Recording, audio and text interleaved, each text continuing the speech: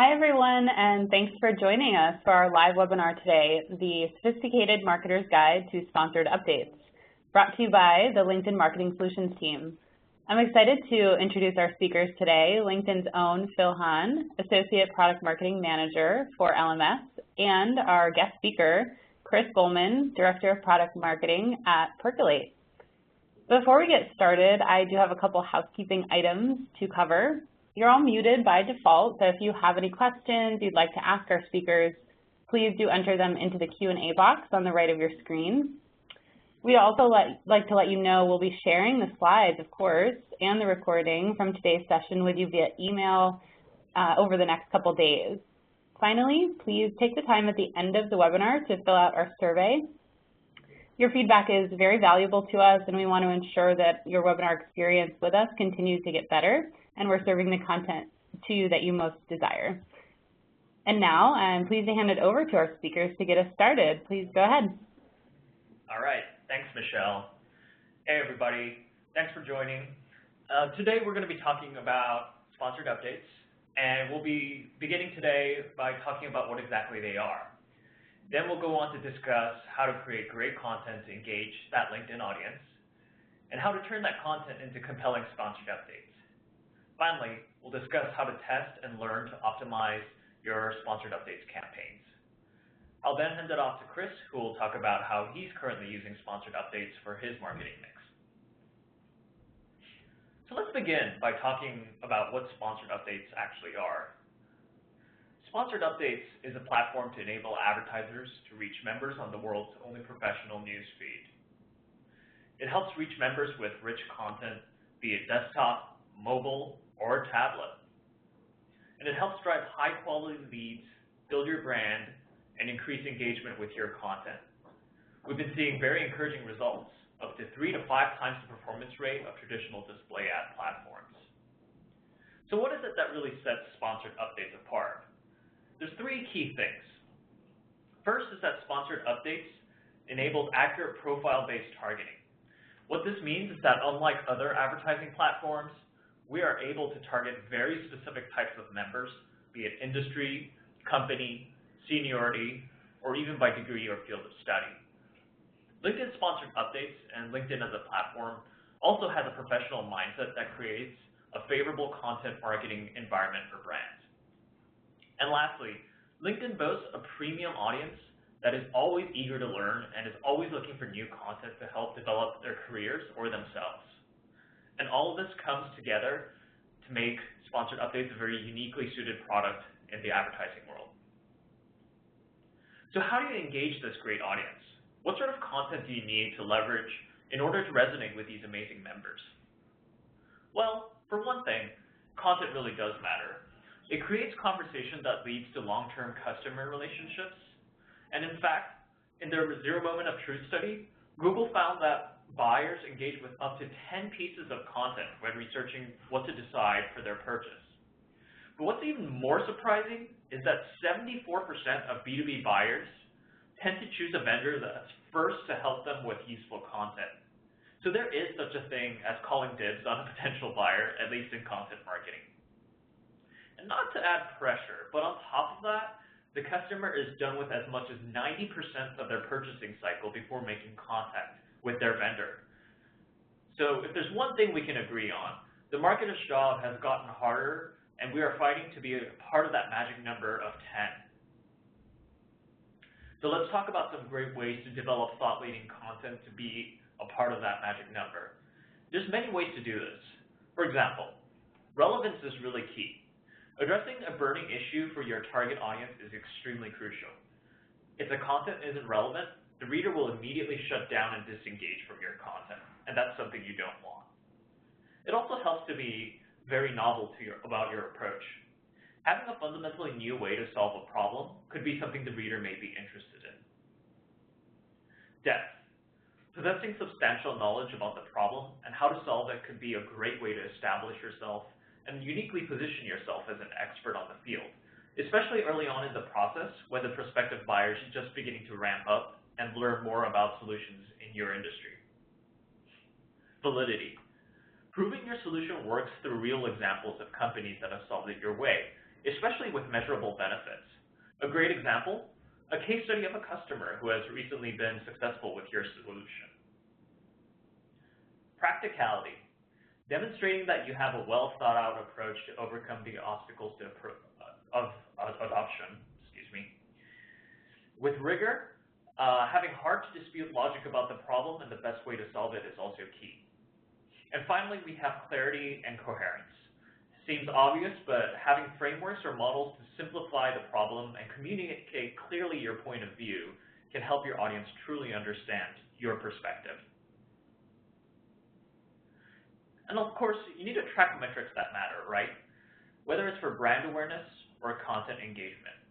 For example, brand awareness could include engagement with your content, site traffic and time per visit of your members that are looking at it, brand life or purchase intent, executive level follow-up or influencer follow-up, and the quality of audience that you're engaging. All of these factors are super important to take a look at when you're thinking about brand awareness so that you're maximizing the amount of exposure that you're getting. For lead generation, it's slightly different. You're looking at volume of qualified leads, cost per lead, marketing influenced or marketing source bookings, and lead velocity.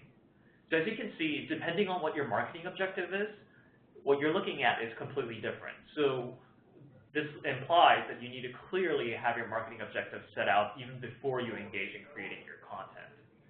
The aim here is to sift signal from noise and really get a better understanding of who's engaging with your content and how they're reacting to it, and what you can learn from there to follow up. On LinkedIn, you need to speak to the professional mindset, right? You have a great opportunity to speak to the professional mindset if you're looking at these different factors on the right. If you look here, there's a clear delineation between why people use personal networks versus professional networks. As you can see, the main purpose of social networks is to spend time, whereas people on professional networks like LinkedIn think of time spent on the platform as an investment, whether that's to maintain professional identities, make useful contacts, search for opportunities, stay in touch, or stay up to date on news regarding their careers or their field. Keep this in mind when you're preparing content for your audience. So what sort of content, you ask? Well, on personal networks, they're looking for information on friends, personal interests, and entertainment updates. On professional networks, they tend to be looking at career information, updates on brands, 26% more so than on personal networks, and current affairs. Again, we see the theme of members investing time into either themselves or their career. So now that you have all this information, let's talk about how to actually create the sort of content a member investing time into their professional lives would be looking at. We'll be taking this piece by piece. So let's look at number one. Does it present new knowledge or assist in decision making?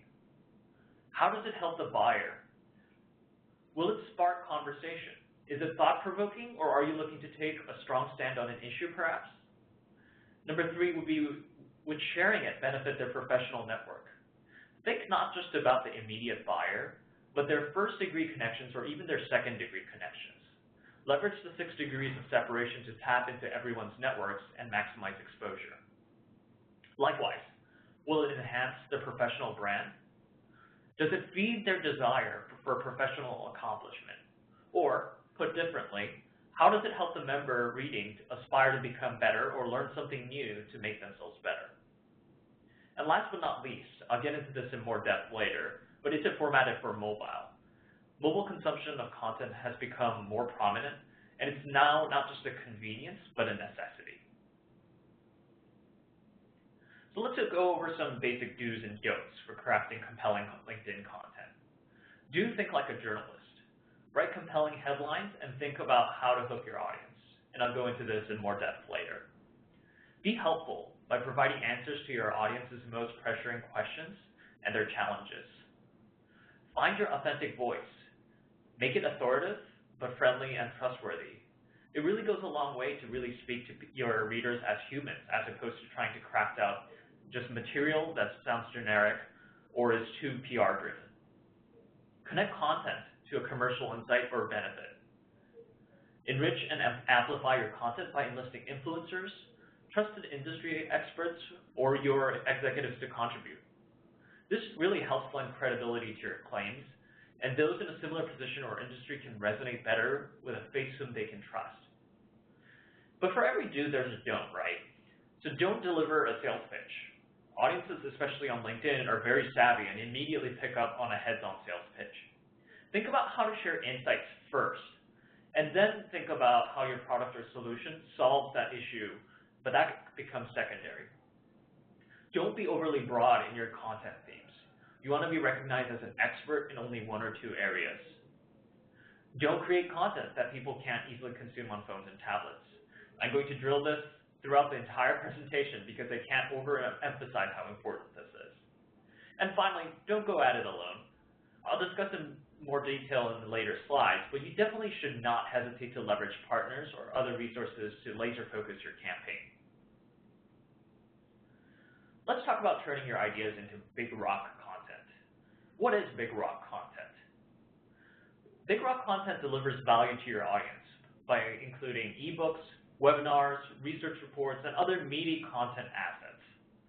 Another way of putting this is that it serves as evergreen content that you can repurpose in the future over and over again. For example, let's say that you develop a large ebook, but it's difficult to consume in one sitting. You can break it down into multiple blog posts, videos, guides, and mini interviews to reiterate different parts of that resource.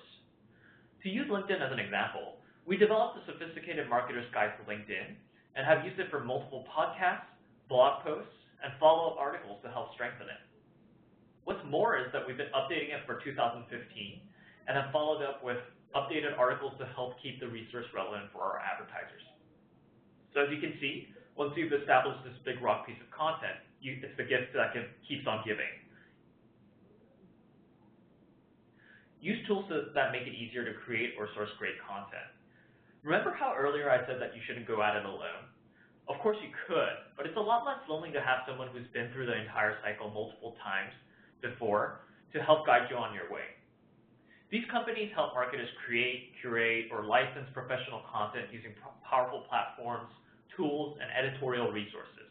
Make use of them. They're there for a reason and can help you refine your campaign and help identify insights that are worth sharing with our audience. All right, so now let's turn that compelling content into sponsored updates. What do we need to do? First of all, we need to pick the right tool for the job. There's 4 ways to go about sponsoring an update on LinkedIn. The first is most obvious, is to sponsor directly from your LinkedIn company page. If you already have a LinkedIn company page, it's a treasure trove of different updates that you can share and rich content that you can sponsor for your audience. Chances are that people who aren't already following your company page have not seen the great content that you've been producing, so it's a great way to expose it to a larger audience. Try LinkedIn's Campaign Manager. We recently revamped this tool and is a great option for those who want granular control over their campaigns and want access to metrics and insights. Work with the LinkedIn Certified Ads Partner. These partners can help take your campaign management to the next level, whether it's A/B testing your content or providing further insights into your campaign performance. Last but not least, work with a LinkedIn Managed Service account. We offer managed accounts for those spending over $25,000 and can help you focus your campaign objectives and manage the content performance on an ongoing basis. As you can see, you have many options for sponsoring an update, so experiment with the choices and see what works best for you.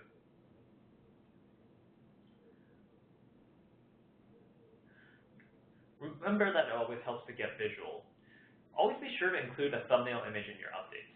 It's always better to look at and it's definitely more attention-grabbing than a wall of text. You can upload rich media like infographics and make sure to use crisp images and bright colors. That might sound very obvious, but when you're a reader wading through a lot of information on the feed, it can be extremely helpful to stand out. Have SlideShare presentations and videos. You can get up to a 2x engagement rate by adding images or videos, anything that has interactivity into the feed. Think like a journalist. So I've said this before, but what does that actually mean? Start out by writing brief, compelling headlines. Keep it short so that the audience can easily consume the content. Use numbered lists surprising statistics and figures, or stake a strong position on an issue. All of these are great ways to command the attention of your readers and even better inside conversation. Share posts or words of wisdom from your executives or notable influencers in your company. Leveraging the expertise of influencers can be powerful and helps lend credibility to your position. And finally, call out your audience in your posts and headline. It's the cocktail party effect. Depending on the context, audiences are up to twice as likely to engage with your content if they're called out or fit into the demographic in the article. And of course, always think about what's it in for the audience, right? What are they getting out of you and your content if they click on it? What will they learn?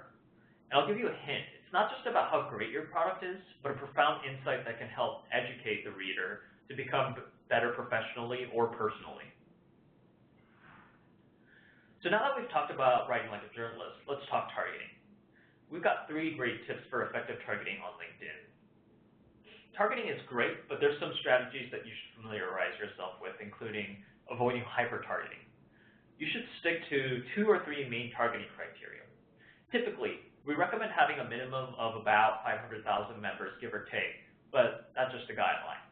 Experiment with what audiences work best for you, and don't be afraid to change based on your learnings. Start with a broad target, and then after experimenting, refine it over time.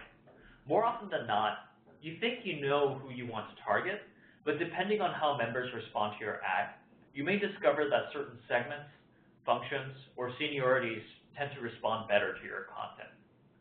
Ask yourself if the audience is a good fit for the content you're publishing, especially after experimentation. If not, consider targeting with a different audience or fixing your content to match the needs of the audience. And experiment with audience expansion as well. It can help scale your campaigns and discover new audiences. Audience expansion is especially a great way if you want to let the targeting go on autopilot and discover new audiences that you might not have thought about targeting before. You want to also build a sturdy campaign foundation. Start by building a sturdy campaign foundation by looking at the image on the right. That's an example of a content calendar. You should launch your content in waves and keep top performing posts from each wave running into the next week. So for example, if you look at the top line starting on week 1, you'll see that it runs into week 2. This is because top performing posts tend to be useful for multiple audiences and should be kept in rotation to be exposed to as many of the members included in your target audience. Usually this is foundational content that we refer to before as big rock content or evergreen content. It's also time to think about bidding strategies as well. If you're driving leads or content downloads, CPC or cost per click bidding would be best. This will help you optimize your views for clicks. However, if you're aiming for brand awareness, be sure to bid on CPM or cost per 1,000 views. This aims to optimize for impressions to maximize all the views you can get. So I told you before that I would repeat this over and over again in this webinar. Make your pages mobile ready. You should explain why the content is valuable. Include more on your mobile landing page than just a lead form. There's nothing more disappointing than expecting to learn more only to be faced with a daunting lead form. Include context and materials like videos to help them give a taste of what your audience will learn. Keep your lead form short to increase conversion rates. This can help increase the number of people who actually has read and engaged with your content. And it really does help to actually make it into your leads pipeline if that's your marketing objective, just by keeping your lead form short. Lastly, make sure to take advantage of responsive design. Small text is really hard to read on smaller mobile screens, so make sure that they've been optimized and ready for both mobile and tablet. Remember, over 75% of sponsored updates engagement comes from mobile. And now, for one of the most important steps, testing, learning, and optimizing your campaign. Always be optimizing your campaign. The most successful campaigns are those that adapt to the learnings from the campaigns. Add click trackers to your landing pages. This can help you gain a better understanding of who's interacting with your content. Use analytics on your company page or on the campaign manager to measure performance by post or by audience. Also, Don't forget to shift budget away from low-performing content for audiences to ones that are performing better or react better with your content. Too often, we see advertisers who are trying to prop up weaker campaigns by adding more budget behind it, but the reality is that the campaigns that perform well from the get-go tend to do well over time. Try direct sponsored content to test at scale. It's a great way to A/B test your content and see what resonates best with your audience before doing a full-on sponsored updates campaign. Set a budget and bid that makes sense for your business. Campaign pacing too slowly or too quickly? Try experimenting with your bid amounts, daily budget, and bid type. For example, reducing your daily budget can help you slow your rate of spend. On the other hand, switching your bid type or simply raising your bid amount can help you use up your budget a lot faster. If your goal is lead gen, then your bid should also reflect the value of a lead to your business, as well as the rate at which clicks on your content result in new leads for your business. Need more help optimizing your demand gen plan? Check out our content marketing partners website, to which I'll have a link to at the end of the presentation for additional help with your campaign objectives. And with that, I'm going to pass it off to Chris. Chris? Great. Thank you so much for having me. Thank you all so much for tuning in today. So, Phil, could we do the next slide, please?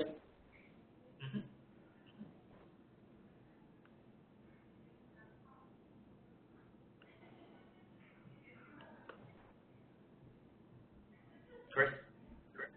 Yep. Are you seeing the Yeah, Phil. slide? No, I'm still seeing the adjust budgets and bid slide. Oh, I'm sorry. Okay. Perfect. Okay, now we're good. All right, great. So yeah, for anyone who doesn't know me or doesn't know Percolate, obviously my name is Chris Bowman. I'm Director of Integrated Marketing at Percolate. If you don't know us, we are a marketing software company really creating what we like to call the system of record for marketing. So one central software system for managing all of your campaigns, all of your collaboration, your file management, your content marketing, and a lot of the core marketing workflows that a department works through. So basically another way of thinking about that is kind of the operational command center for your marketing department and how you plan and then go execute what you do. And we work with growing brands like Pinterest, Airbnb, and Vita Coco, all the way up to global brands and some of the biggest advertisers on LinkedIn, like a GE or MasterCard, or on kind of the consumer side, like Levi's and Converse.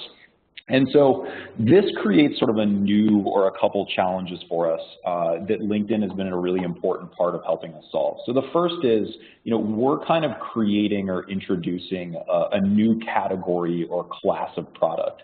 Historically, a lot of marketing departments have bought tools at kind of the group or the team level, right? The social media team would buy social media software. The editorial team might buy sort of content marketing or editorial planning software.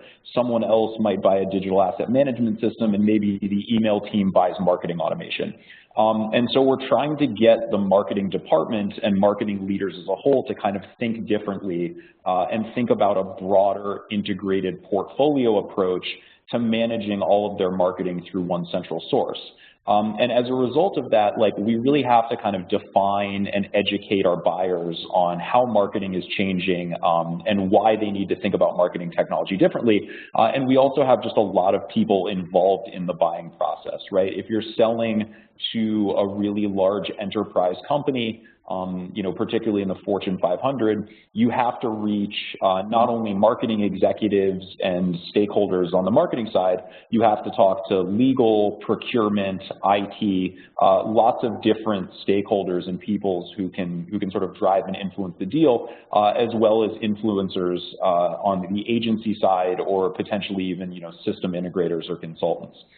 And so, that means that we need to be able to tailor messages to different audiences. And one of the things that we've really found Sponsored Updates has helped us with is really segmenting and defining kind of at the campaign level different audience targets that we can also segment by things like geo, by company type, even by industry vertical. And so, the richness of LinkedIn's data and really the depth and granularity that you can target has allowed us to build out these different audiences that we can then look at, right? So we can have, a European or Western Europe audience for senior marketers. We can have a North American audience for junior marketers. And that's a really, really important, valuable thing to have. The next thing is that, we really do want to come to the market and produce content and share messaging that's valuable, right? We don't want to serve our customers or our prospects or really anyone just like a forgettable impression. We want to share things with our audience and with our prospects and with our clients that's going to genuinely make them better at their job. So helpful resources and thought leadership and, things and experiences that they can consume that can help, change their perception, give them kind of tactical advice on how to, learn a specific skill better, or really just give them kind of overall broader strategic direction that can guide their marketing forward. And so to give you an example, right, so we're actually hosting a conference in New York City called Transition, which really has the overall goal of getting marketers to think about kind of their new global reach. If you think about a platform like LinkedIn or a Hulu or a lot of the modern publishing sites, right, these are really borderless channels. And for the first time in the history of marketing, you can actually go to one channel like a Facebook and reach, 1.5 billion people, which is like 20% of the world's population, the majority of them on mobile. And so, technology, whether it's LinkedIn or whether it's other tools, it's making us more connected, it's changing how industries and economies operate, and it's entirely reshaping how marketers work, and it's just making it a really exciting time to be a marketer, right? The CMO or the VP of marketing is truly one of the most strategic people in the company. If you think about it, right, like the human resources team or your talent team is recruiting on LinkedIn. Sales is probably on their social selling. Your client service team might be on Twitter answering customer questions or inquiries.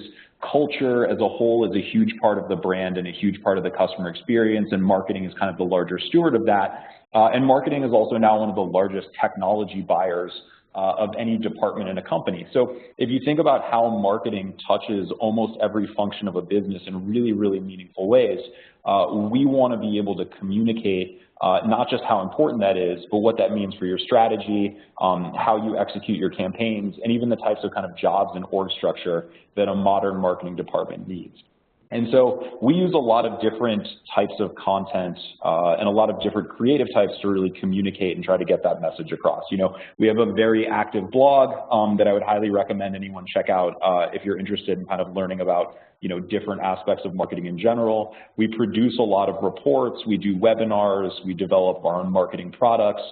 We're delving more and more into things like data journalism, and a lot of like what Phil was talking about earlier with the idea of creating very large sort of tentpole or flagship items of content and then breaking them down into smaller distributable pieces, or even going the other way where you can write a couple blog posts on one theme, package them together into a white paper, and then potentially write yet another blog post positioning your white paper and cross-linking to your landing pages.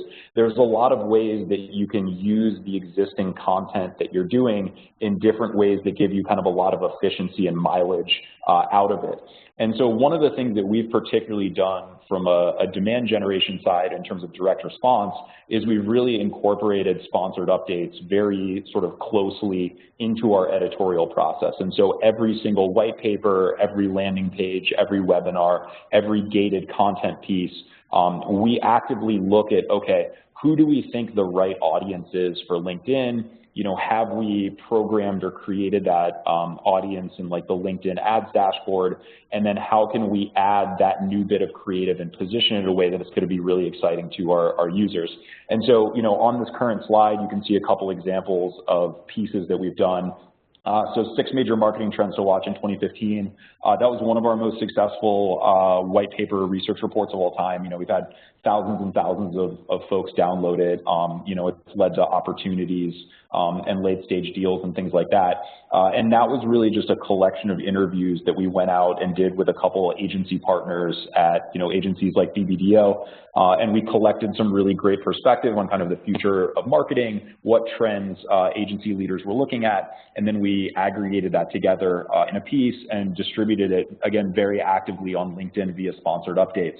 One of the most interesting things about sponsored updates is really the ability to do kind of direct sponsored content and, dark post and test different creative elements. I think at Percolate, we've got a really good system for kind of understanding like the balance of creative that should go into a sponsored update. But in general, like if you're still kind of getting your footing or you want to just experiment with different approaches to positioning something, definitely do multiple variations of whatever you're putting out. And in fact, we put out a piece where we wrote a report and we gave it a title, we put it out on LinkedIn, we put a sponsored update behind it, we tested a couple different variations, and it actually did really poorly. And we were kind of surprised because, we like read the report and we said, there's some really good content. This is actually like a really good read that like could really be valuable to folks. So we changed the title. We actually like changed the landing page, and really all we did was kind of change the packaging and the positioning and the wrapping around the asset. We didn't really rewrite any of the fundamental story, and then we put it back out on LinkedIn a second time with a different title, and it became our most downloaded piece for at least an entire quarter, I think maybe even 2 quarters. So one of the major things, and one of the things that I just highly recommend in general, is as much as you can kind of experiment and test on LinkedIn with different, combinations of creative, with different images, even, and kind of looking at everything together, right? The positioning, the link description, and the photo, it all kind of works together as one integrated whole. And, whether you're sourcing your images from, your internal design department, you could use an external vendor like a Getty. There's a lot of great public domain stock imagery sources you can use. It's really the most important thing is kind of testing and finding what kind of works best for your audience, and then fine-tuning from there. Next slide. Okay. So yeah, in terms of results, right, like, again, I think we've really seen a lot of meaningful results and benefit from working with LinkedIn. Getting onto sponsored updates was really one of the initial things that we were able to use to scale our lead gen and demand gen activities. So LinkedIn is kind of our top generator or channel of leads from downloaded content. I think we have, in general, like pretty strong performance within LinkedIn's ecosystem. So if you want, you're welcome to go check out, just our company page. You can check out sort of Percolate Inc.'s newsfeed, and you can see kind of the types of things we're posting, posting frequency, and how we're doing things. Obviously, this will probably be more relevant or direct to you if you work in marketing. But I think even regardless, you can kind of see like our general approach. And we've tried to really consistently make sure that we're actively getting new content out in our newsfeed every day, and that we're promoting new LinkedIn assets and kind of cycling creative on a weekly and monthly basis. And it's really helped us increase our company page followers. When I first started, LinkedIn was not a very active place for us. We had a little bit of a presence, but we really weren't reaching our target audience at scale or very consistently. And now, I feel like quite the opposite. We're one of the most active advertisers on LinkedIn in our tech vertical. And I really feel like we're kind of owning and driving the conversation on LinkedIn in a very meaningful way, even in some ways that our competitors aren't, whether it's, promoting some of the assets and the thinking and thought leadership behind the Transition Conference, whether it's promoting individual webinars and white papers, or even just getting a little more amplification on specific blog posts that we really want to narrowly target. Next slide.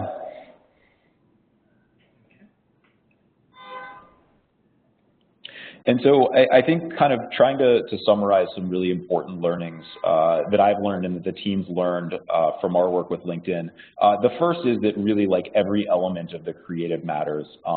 again, as I mentioned, your copy, your image, your link description, like it all comes together to form sort of this composite, ad unit or content unit whole that you really want to think through, and you want to make sure will get your target's attention and also fulfill the brand promise around content, right? You want to be consistent, and you want to make sure that what you're offering on LinkedIn is something that if your target audience clicks through on, they're going to have a similar experience. So we've seen good results syncing and aligning the image and the sponsored update with the actual image and copy on the landing page. Again, we commonly or pretty frequently will A/B test different variations of the image or of the way we're positioning or talking about it. But you really just want to make sure that you're thinking about this very holistically. And again, if you don't have a dedicated designer or design team or agency who can do this for you, would highly recommend kind of researching some of the really quality places for getting free stock photography, because there is very cheap or even free, very high quality imagery that you can use. And think about kind of thematically what types of imagery represent your brand. So for example, if you do a lot of like aspirational marketing, you can look to sort of sports references, you can look to people in nature, or if you're doing a lot of things on technology, you can find different examples of like technology in use or people consuming content on mobile devices. There's lots of flexibility out there to find great, compelling creative, even if you don't necessarily feel like you work in a business that has like very shiny, awesome products like on the consumer side or e-commerce. The other thing I'll also say is kind of a pro tip or a hack that I learned recently, and I was sort of debating whether or not I wanted to share this, but I feel like I'll do it because it feels right. It's really, really cool. If you don't know about the rich media unit in LinkedIn, I would highly recommend researching and checking that out. And the reason why is LinkedIn will allow you to post, it's an 800 by 400 pixel kind of rich media image that you can add to with like copy and a link as a sponsored update. And in the actual company newsfeed, the image just renders much bigger than the typical sponsored update unit. But even more importantly, the way it renders on mobile is just it just takes up a lot more newsfeed space, and it's really, really hard not to notice it. Like it really stands out. Actually, the first advertiser that I ever saw doing it was GE, one of our clients, and they're also a very big active LinkedIn advertiser. And I saw this thing in my newsfeed, and I was like, wow, like this is awesome. This looks way better than my sponsored updates. Like, how do I do this? And so, we talked to the team at LinkedIn, we kind of figured it out, and we've started deploying these. And so it's interesting, right? Like not all of your media should be these rich media units, but kind of mixing it up and using a combination of sponsored and rich media has been successful for us. And that's been another thing that we found is getting us more engagement, particularly with mobile audiences. And then the other thing that you really do need to do, and this is something that we're working through right now, is make sure that you are delivering a good conversion experience to mobile. So if you have a landing page or if you have a product checkout page, whatever you're driving traffic to, right, make sure your mobile user can convert on that page or has a good experience on that page. We've actually gone through the process and we're relaunching almost our entire landing page system this week because of some of the learnings and because of how much mobile traffic we're getting from LinkedIn. Obviously, the second bullet, just continue to kind of learn from your campaign results, right? Use insights to fine-tune updates and improve performance.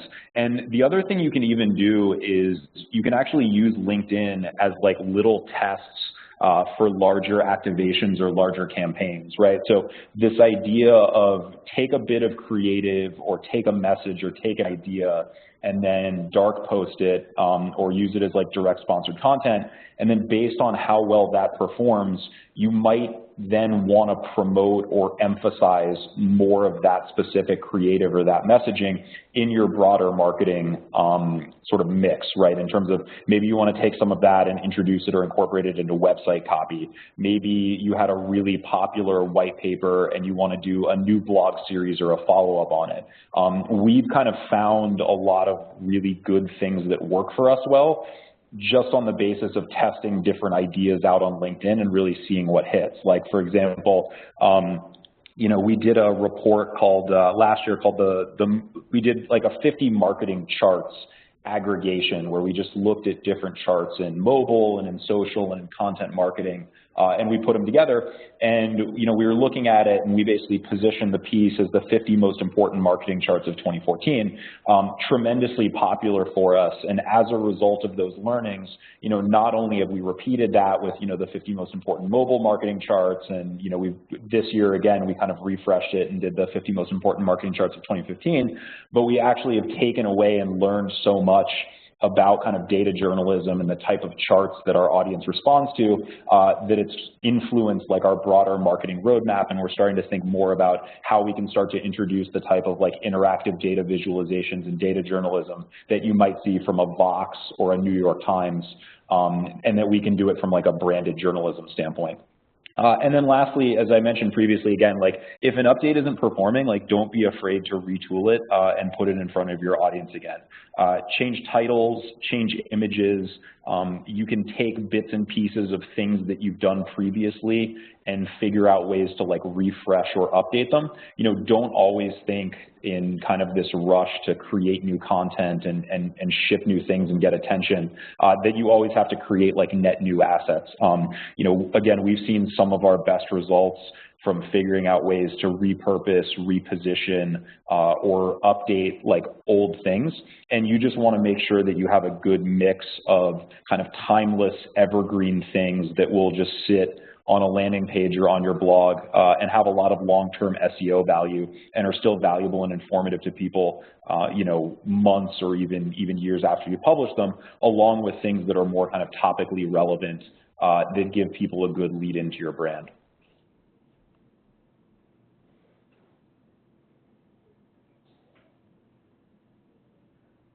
And so with that, Phil, I'll turn it back to you. Great, thanks, Chris. That was extremely great. So let's wrap up this conversation now, right? So Chris has given us a lot of ideas for executing your content marketing and different strategies to carry it out. So if you want even additional, more advanced strategies, you should go ahead and visit marketing.linkedin.com to get started.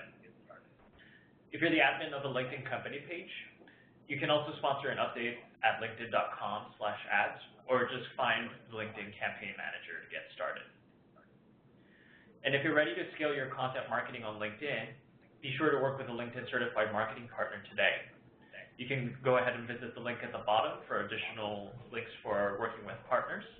And again, just browse through marketing.linkedin.com to be inspired with different articles and ideas.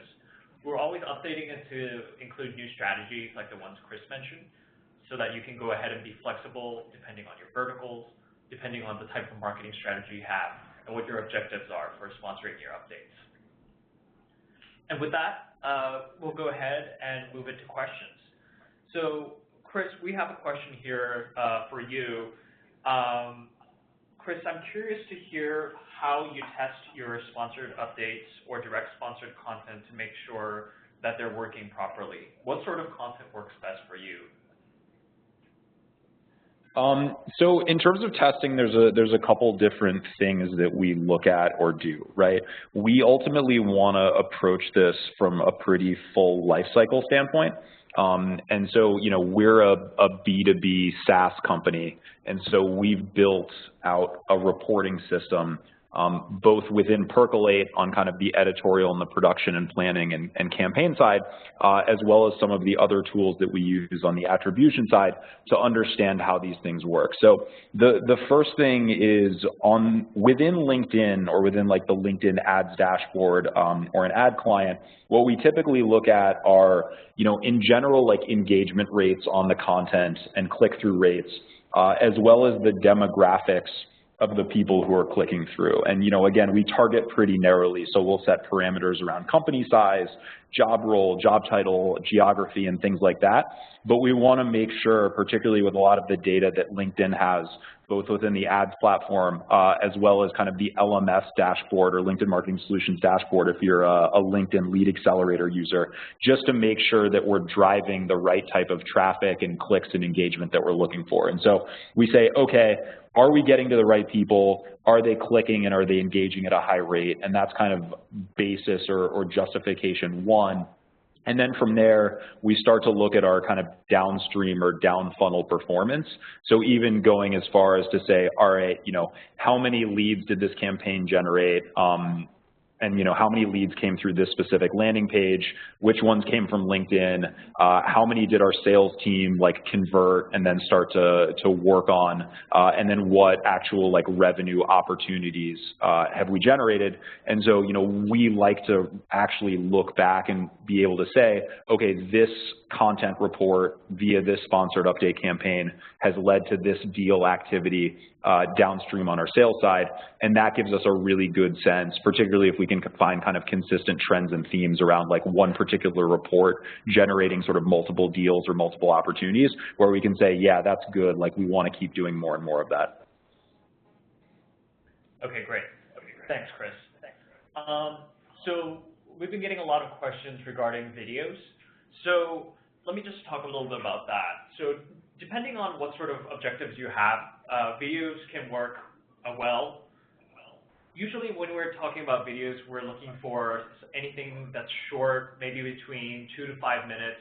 The objective of videos is not to stuff as much information as possible, usually with sponsored updates, but trying to get engaging content for your audience to draw them in for your other content, right?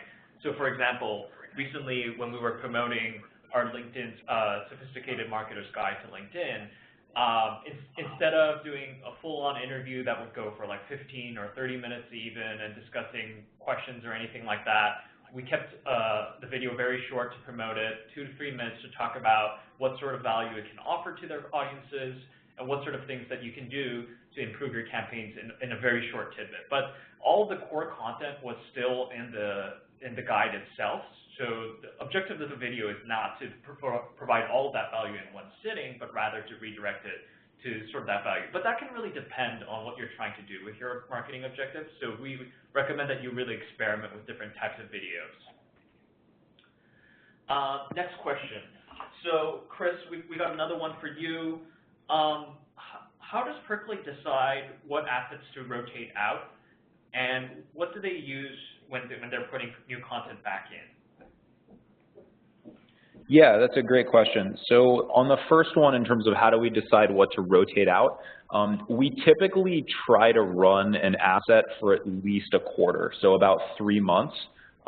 We'll obviously look at it earlier in that process, but we kind of assume that most things have a usable shelf life of about 3 months. Although interestingly, we found that certain things have longer shelf lives, and so we've had examples of updates that we've run for 6, at least 2 quarters, where we've still seen them very actively downloaded. And I think that speaks to the balance of more topical versus more kind of evergreen thought leadership that you can put out. But our general assumption, which we'll monitor, is that we'll put something out and we'll expect it to go for about 3 months, but we'll really look at it, we'll typically look at it within its first few weeks to just say, okay, how is it performing?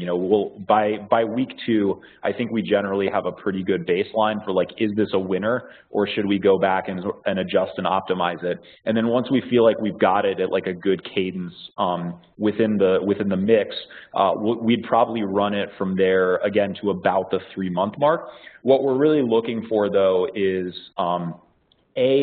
engagement dropping off meaningfully in LinkedIn, meaning that over time, if you look at a time series of performance, you're just getting less and less clicks on an asset, or downloads are starting to trail off. And if we see that pattern happening in a pretty meaningful way, we might consider pulling an asset. Whereas if we're not seeing any drop off in engagement and lead quality over time, we might be inclined to keep it going.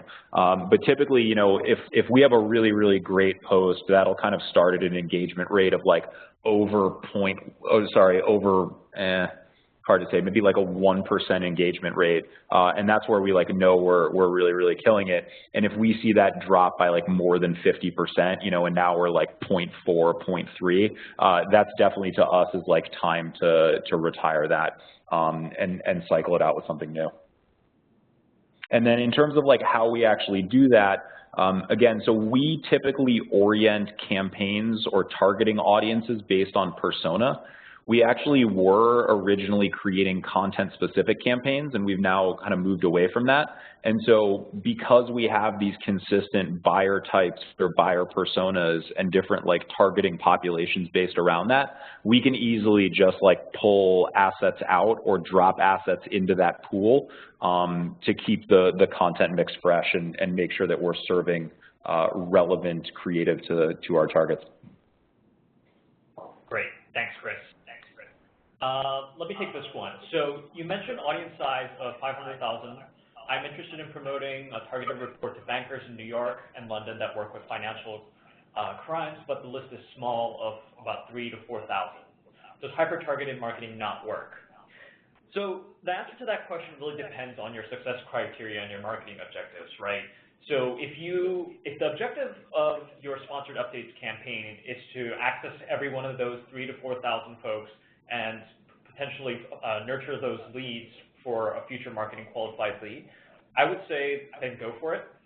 But usually what tends to happen is that if you're targeting too small of an audience, you tend to exhaust your inventory very quickly because you've already tapped into those audiences. And what happens is that those audiences keep seeing the same assets over and over. Typically, we recommend promoting anywhere between 2 to 4 different pieces of content simultaneously, so that your targeted audience is seeing a variety of assets and not just one. But that being said, usually that's too small of an audience to usually target and grow a sustainable sort of momentum with your audience. So there's 2 ways to go about it. One is to go ahead and try to think of other relevant audiences who may be interested tangentially, even if they're not the core audience, so that you can really go ahead and really aim at that audience and anybody who's relevant to that. The second option is to go ahead and use audience expansion, and what we can do is automatically we'll find audiences who are equally interested in those assets and may be a good target for future leads. Next question.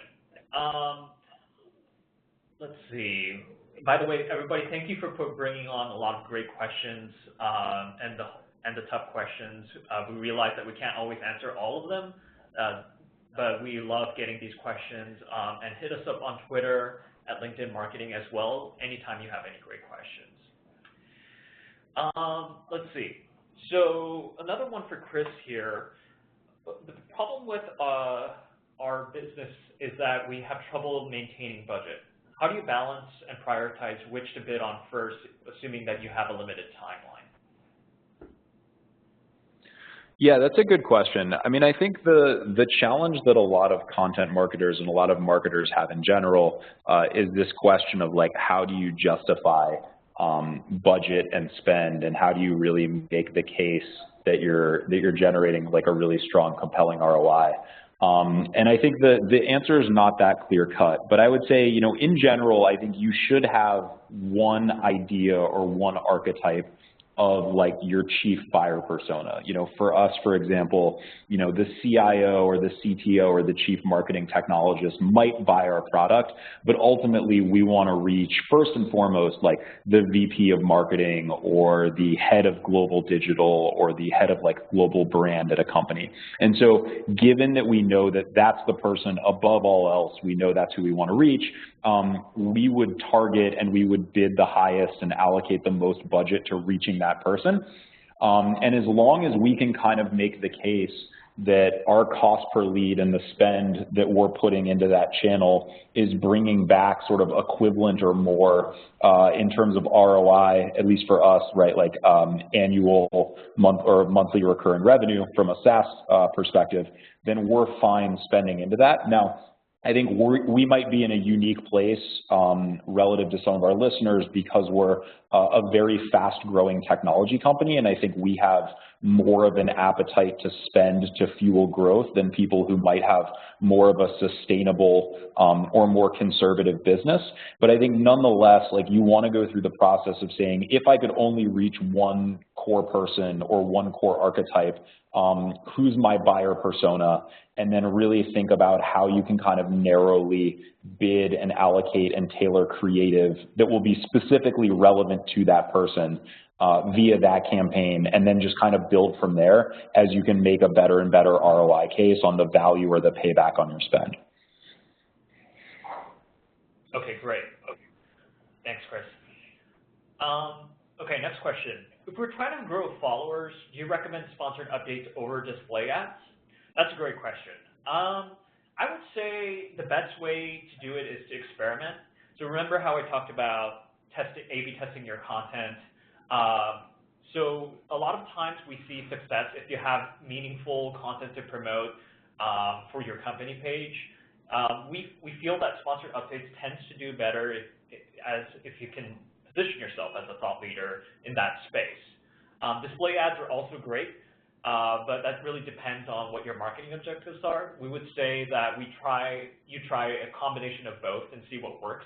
We've seen that also depending on the industry, that tends to matter a lot. So for different verticals, if the competitors are using display ads, they feel like they want to do those as well. I would say experiment with sponsored updates first because it has more flexibility with regards to direct sponsored content and promoting different types of assets to really, not just get clicks or followers, but really position yourself as a thought leader and therefore attract more organic followers to your page. So we'll just take a couple more before we have to log off here. What is the process or tools that you use to pick ideas for creating content targeted to B2B audiences that work very well on LinkedIn? That's a great question. So that depends on, again, on many different factors, depending on your industry, depending on your targeted audience. Really, I keep repeating this over and over, but experiment with what types of content works. And let me just not pay lip service to it, but give you an example. So when we at LinkedIn are promoting content for our LinkedIn Marketing Solutions page, we try to figure out what provides the most value. So, for example, we recently did a very in-depth strategy webinar and an ebook that went with it to discover, key strategies for content marketing on LinkedIn. Obviously, we thought that this would work better with a mid-sized audience or people who are more intermediate in difficulty and have run one or two campaigns with sponsored updates. But what we actually found in running the sponsored update campaign is that people who are new to sponsored updates were equally interested in these advanced strategies. We found out that primarily this was because they wanted to learn more from the get-go and do it right the first time, which we totally understand. And by adjusting our targeting criteria to fit more people who are new to sponsored updates and who are less familiar with the platform, we actually got even more leads and more people who are interested in attending our future webinars because of that. So there's not always a clear-cut answer to that, but experimenting with those different tools and audiences on Campaign Manager especially. If you go into the targeting step, see what sort of verticals there are and really dig into those options.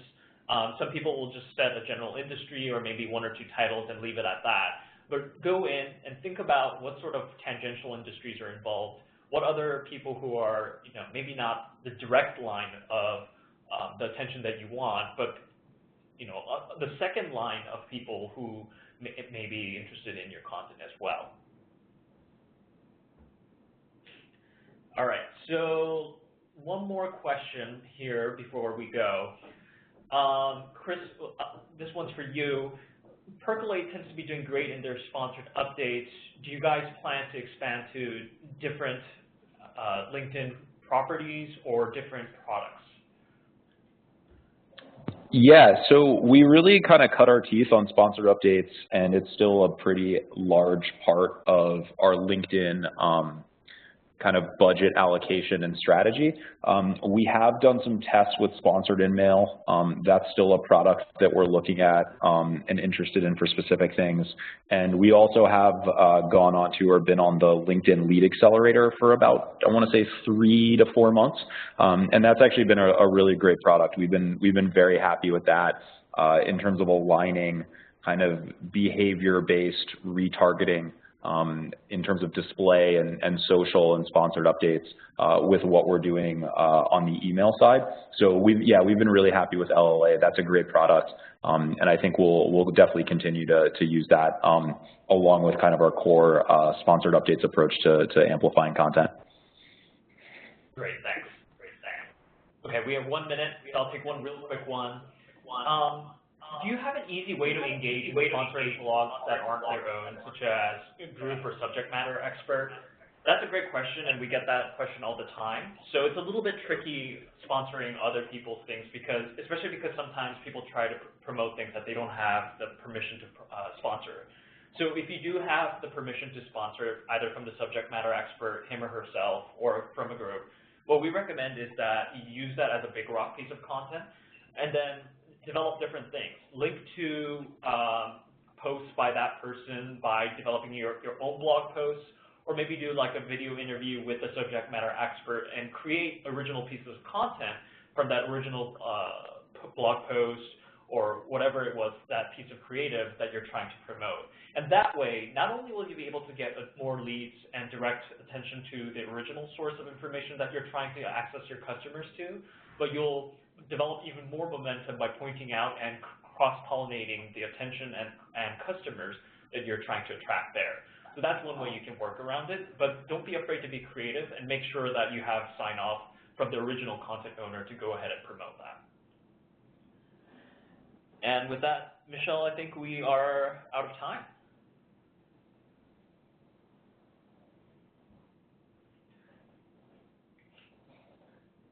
Thank you, everybody. Yeah, thanks, Phil. Yeah, and thank you, Chris, for joining us. That's going to wrap us up for today, and thanks, everyone, for the great questions and for spending the hour with us. Take care. Thanks, everyone. Bye.